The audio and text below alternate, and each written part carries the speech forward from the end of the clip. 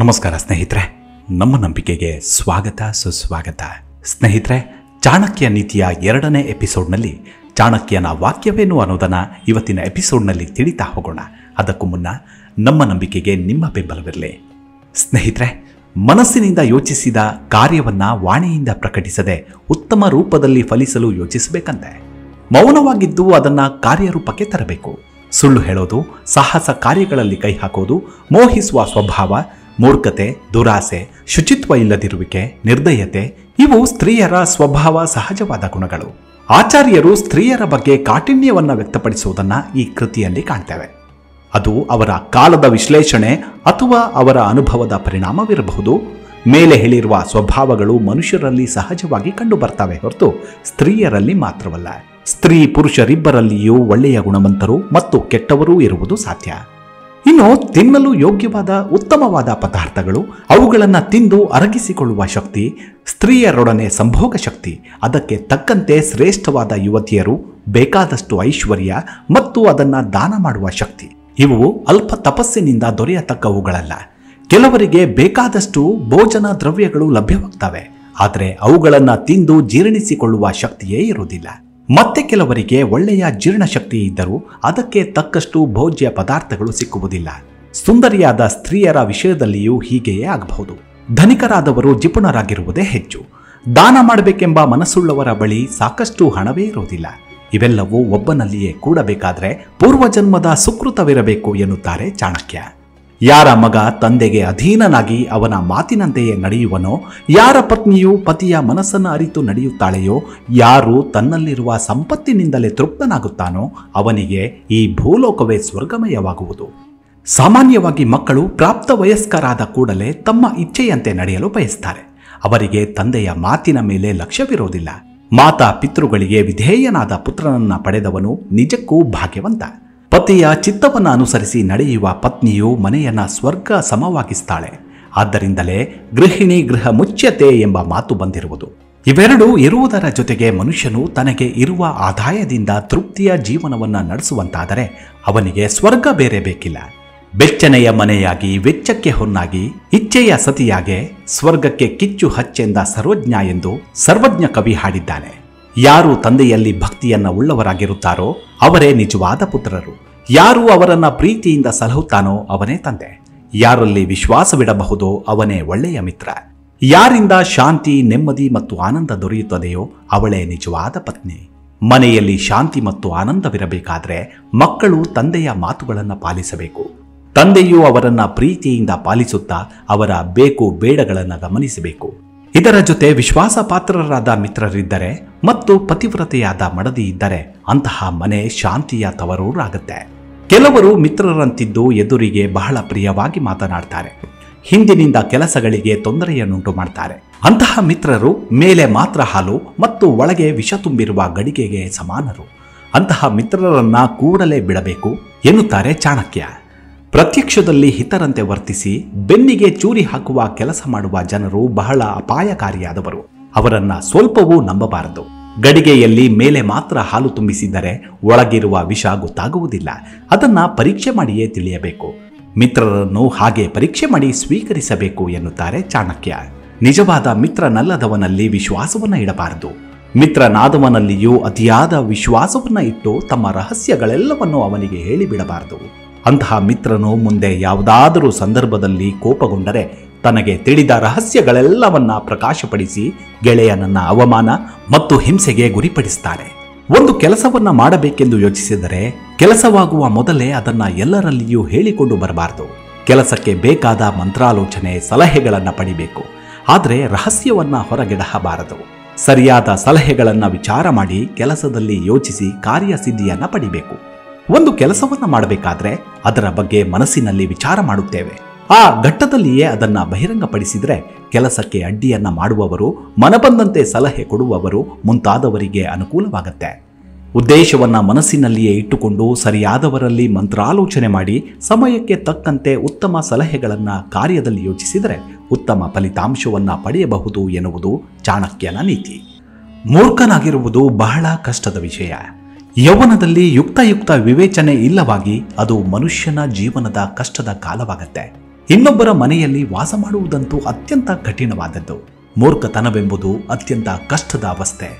ಆತ ಎಲ್ಲರಿಂದಲೂ ಅಪಹಾಸ್ಯಕ್ಕೆ ಪಾತ್ರನಾಗಬೇಕಾಗತ್ತೆ.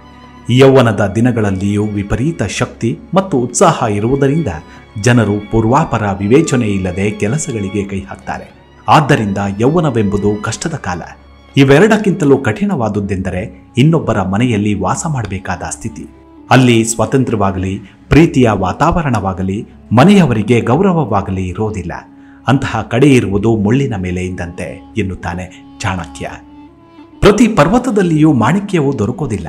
ಪ್ರತಿ ಆನೆಯ ಹಣೆಯಲ್ಲಿ ಮುತ್ತು ಇರೋದಿಲ್ಲ. ಸಾಧುಗಳು ಎಲ್ಲಾ ಕಡೆಗಳಲ್ಲಿ ಇರೋದಿಲ್ಲ. ಎಲ್ಲ ಕಾಡುಗಳಲ್ಲಿಯೂ ಗಂಧದ ಮರ ಬೆಳೆಯೋದಿಲ್ಲ. ಪರ್ವತಗಳಲ್ಲಿ ಅನೇಕ ರೀತಿಯ ಖನಿಜಗಳು ದೊರಕಬಹುದು. ಆದರೆ ಮಾಣಿಕ್ಯದಂತಹ ಅಮೂಲ್ಯವಾದ ವಸ್ತುಗಳು ಕೆಲವು ಕಡೆಗಳಲ್ಲಿ ಮಾತ್ರ ಸಿಗಬಹುದು. ಬುದ್ಧಿವಂತರಾದವರು ತಮ್ಮ ಮಕ್ಕಳಿಗೆ ಯಾವಾಗಲೂ ಬೇರೆ ಬೇರೆ ರೀತಿಯ ಒಳ್ಳೆಯ ಗುಣ ಮತ್ತು ನಡತೆಗಳನ್ನು ಉಪದೇಶಿಸಬೇಕು. ನೀತಿಶಾಸ್ತ್ರವನ್ನು ತಿಳಿದು ಆಚರಿಸುವ ಮತ್ತು ಒಳ್ಳೆಯ ನಡತೆಯಿಂದ ಕೂಡಿದ ಆ ಮಕ್ಕಳು ತಮ್ಮ ವಂಶಕ್ಕೆ ಗೌರವವನ್ನು ತರುತ್ತಾರೆ.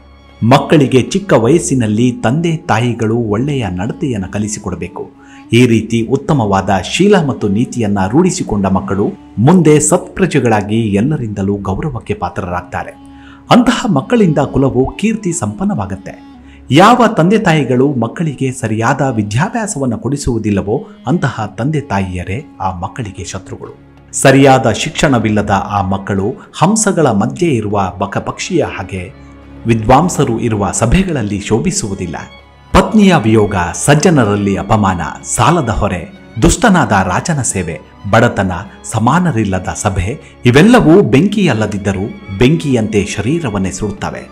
ಪತ್ನಿಯು ಪತಿಗೆ ಅತ್ಯಂತ ಆಪ್ತಳು. ಅವಳ ವಿಯೋಗವು ಅತ್ಯಂತ ದುಃಖದಾಯಕವಾದದ್ದು. ಬಂಧುಗಳು ತಿರಸ್ಕಾರದಿಂದ ಕಂಡರೆ ಆ ದುಃಖವು ಮನಸ್ಸನ್ನೇ ದಹಿಸುತ್ತದೆ. ಸಾಲವೆಂಬುದು ಶೂಲವಿದ್ದಂತೆ ಸಾಲದ ಸ್ವಲ್ಪ ಭಾಗವು ಉಳಿದ ಸಮಾಜದಲ್ಲಿ ಸೇರುತ್ತಾ ಹೋಗಿ ದೊಡ್ಡ ಹೊರೆಯಾಗತ್ತೆ. ಋಣವೆಂಬ ಪದವನ್ನ ಇನ್ನೊಬ್ಬರ ಉಪಕಾರ ಮುಂತಾದ ಹಂಗಿನ ಅರ್ಥದಲ್ಲಿ ತೆಗೆದುಕೊಂಡರೂ ಈ ಋಣವು ಸಂಚಿತವಾಗುತ್ತಾ ಹೋಗುತ್ತೆ. ಅಧಿಕಾರಿ ದುಷ್ಟನಾದರೆ ತನ್ನ ಕೈ ಕೆಳಗಿನವರು ಮಾಡುವ ಎಲ್ಲಾ ಕೆಲಸಗಳಲ್ಲಿಯೂ ತಪ್ಪನ್ನೇ ಕಾಣ್ತಾನೆ. ಅಂಥವರ ಸೇವೆ ಮಾಡಿ ಅವರನ್ನು ತೃಪ್ತಿಗೊಳಿಸುವುದು ಅಸಾಧ್ಯ. ಬಡತನವಂತೂ ಬಹಳ ದುಃಖದಾಯಕವಾದ ಸ್ಥಿತಿ. ದೈನಂದಿನ ಅವಶ್ಯಕತೆಗಳ ಅಭಾವದ ಜೊತೆಗೆ ಇದು ಬಂಧುಗಳ ಮಧ್ಯೆ ಅನಾದಾರವನ್ನುಂಟು ಮಾಡುತ್ತದೆ. ಯಾವುದೇ ಸಭೆ ಮತ್ತು ಸಮಾರಂಭಗಳಲ್ಲಿ ಸಮಾನಶೀಲ ವ್ಯಸನವುಳ್ಳವರು ಇಲ್ಲದಿದ್ದರೆ ನಾವು ಒಂಟಿತನ, ಬೇಸರ ಮತ್ತು ಕೆಲವು ಸಲ ಅಪಮಾನವನ್ನು ಕೂಡ ಸಹಿಸಬೇಕಾಗತ್ತೆ. ಆದುದರಿಂದಲೇ ಇವೆಲ್ಲವೂ ಬೆಂಕಿಯಂತೆ ದಹಿಸುವ ಅಂಶಗಳೆಂದು ಆಚಾರ್ಯರು ಹೇಳ್ತಾರೆ. ನದಿಯ ತೀರದಲ್ಲಿ ಬೆಳೆದಿರುವ ಮರಗಳು, ಇನ್ನೊಬ್ಬರ ಮನೆಯಲ್ಲಿ ವಾಸ ಮಾಡುತ್ತಿರುವ ಸ್ತ್ರೀ, ಮಂತ್ರಾಲೋಚನೆ ಇಲ್ಲದ ರಾಜರು ನಿಸ್ಸಂಶಯವಾಗಿ ಬೇಗನೆ ನಾಶ ಹೊಂದುತ್ತಾರಂತೆ. ನದಿಯ ದಂಡೆಯಲ್ಲಿ ಬೆಳೆದಿರುವ ಮರಗಳು ನದಿಯ ಪ್ರವಾಹ ಬಂದರೆ ಬುಡ ಸಡಿಲಗೊಂಡು ಬಿದ್ದು ಹೋಗ್ತವೆ. ಪರಗೃಹದಲ್ಲಿ ವಾಸ ಮಾಡುವ ಸುಂದರಳಾದ ಸ್ತ್ರೀಗೆ ಮನೆಯವರಿಂದ ಆಪತ್ತು ತಪ್ಪಿದುದಲ್ಲ. ಹಾಗೆಯೇ ರಾಜರು ಯಾವ ಕೆಲಸವನ್ನ ಮಾಡಬೇಕಾದರೂ ಬುದ್ಧಿವಂತರಾದ ಮಂತ್ರಿಗಳ ಜೊತೆ ಸಮಾಲೋಚನೆ ಮಾಡಿ ಮುಂದುವರಿಬೇಕು. ಇಲ್ಲದಿದ್ದರೆ ಅಂತಹ ಕೆಲಸಗಳು ಊರ್ಜಿತವಾಗೋದಿಲ್ಲ. ಈ ಎಲ್ಲವೂ ಆತಂಕಕಾರಿಯಾದ ಸ್ಥಿತಿಯಲ್ಲಿಯೇ ಇರೋದರಿಂದ ಬೇಗನೆ ನಾಶ ಹೊಂದಬೇಕಾಗುತ್ತೆ ಎನ್ನುತ್ತಾರೆ ಚಾಣಕ್ಯ. ಬ್ರಾಹ್ಮಣರಿಗೆ ವಿದ್ಯೆಯೇ ಬಲ, ರಾಜರಿಗೆ ಸೈನ್ಯವೇ ಬಲ, ವೈಶ್ಯರಿಗೆ ಐಶ್ವರ್ಯವೇ ಬಲವಾದರೆ ಶೂದ್ರನಿಗೆ ಸೇವೆ ಮಾಡುವುದೇ ಬಲ. ಬ್ರಾಹ್ಮಣನಾದವನು ಒಳ್ಳೆಯ ವಿದ್ಯಾಭ್ಯಾಸವನ್ನು ಮಾಡಿದರೆ ಅವನಿಗೆ ಸಮಾಜದಲ್ಲಿ ಗೌರವ ದೊರೆಯುತ್ತದೆ. ಆತ ತನ್ನ ವಿದ್ಯೆಯ ಬಲದಿಂದ ಎಲ್ಲಿ ಬೇಕಾದರೂ ಜೀವನ ನಡೆಸಬಲ್ಲ. ರಾಜನು ಸೈನ್ಯದ ಸಹಾಯದಿಂದ ಶತ್ರುಗಳಿಂದ ರಕ್ಷಿಸಿ ಸಮರ್ಥವಾಗಿ ರಾಜ್ಯಭಾರ ಮಾಡಬಲ್ಲ. ಪ್ರಜೆಗಳು ಸುರಕ್ಷಿತರು, ಸಂತುಷ್ಟರು ಆಗಿರ್ತಾರೆ. ವೈಶ್ಯನಲ್ಲಿ ಸಾಕಷ್ಟು ಧನವಿದ್ದರೆ ಅದನ್ನ ತೊಡಗಿಸಿ ವ್ಯಾಪಾರ ಮಾಡಿ ಅಭಿವೃದ್ಧಿಗೆ ಬರಬಲ್ಲ. ಇದಾವುದನ್ನು ಅರಿಯಾದ ಶೂದ್ರನು ಸೇವಾವೃತ್ತಿಯನ್ನೇ ಅನುಸರಿಸಿ ತನ್ನ ಒಡೆಯನನ್ನ ಮೆಚ್ಚಿಸಿದರೆ ಸಾಕು, ಅವನು ಕೊಡುವ ಧನದಿಂದ ತೃಪ್ತನಾಗಿ ಜೀವನ ನಡೆಸಬಹುದು. ವೇಶ್ಯೆಯು ಧನದಾಹಿಯಾದ ಪುರುಷನನ್ನ ತ್ಯಜಿಸ್ತಾಳೆ. ಪ್ರಜೆಗಳು ಸೋತು ಭಗ್ನನಾದ ರಾಜನನ್ನ ತ್ಯಜಿಸ್ತಾರೆ. ಪಕ್ಷಿಗಳು ಹಣ್ಣು ಇಲ್ಲದ ಮರಗಳನ್ನು ತ್ಯಜಿಸ್ತವೆ. ಅತಿಥಿಗಳು ಭೋಜನದ ನಂತರ ಆ ಮನೆಯನ್ನು ಬಿಟ್ಟು ಹೊರಟು ಹೋಗ್ತಾರೆ. ಪ್ರತಿಯೊಬ್ಬರು ತಮ್ಮ ಪ್ರಯೋಜನಕ್ಕಾಗಿಯೇ ಇನ್ನೊಬ್ಬರನ್ನ ಆಶ್ರಯಿಸುತ್ತಾರೆಂಬ ಸತ್ಯಾಂಶವನ್ನ ಆಚಾರ್ಯರು ನಮ್ಮೆಲ್ಲರಿಗೂ ತೋರಿಸಿಕೊಡ್ತಾರೆ.